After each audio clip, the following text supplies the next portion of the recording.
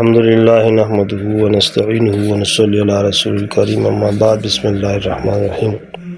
حضرت زبیر رضی اللہ عنہ کی کنیت ابو عبداللہ اور والدہ کا نام صفیہ بنت عبد المطلب جو نبی کریم صلی اللہ علیہ وسلم کی پھوپھی صاحبہ ہیں۔ حضرت زبیر رضی اللہ عنہ 16 سال کی عمر میں اسلام سے مشرف ہوئے۔ ہم بقول بعض 8 برس کے تھے کہ زمرہ اسلام میں داخل ہو گئے تھے۔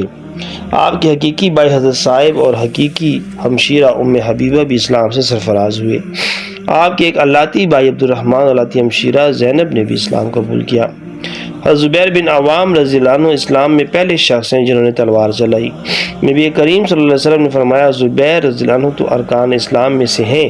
ایک دن نبی کریم صلی اللہ علیہ وسلم آرام فرما رہے تھے اور وہ پنکھا ہلا رہے تھے کہ حضور صلی اللہ علیہ وسلم بیدار ہوئے، فرمائے جبرائیل علیہ السلام ہیں جو آپ کو سلام کہہ رہے ہیں، نیز فرماتے ہیں روز قیامت میں تمہارے ساتھ ہوں گے اور تمہارے چہرے کو جہنم کی چنگاریوں سے محفوظ رکھوں گا۔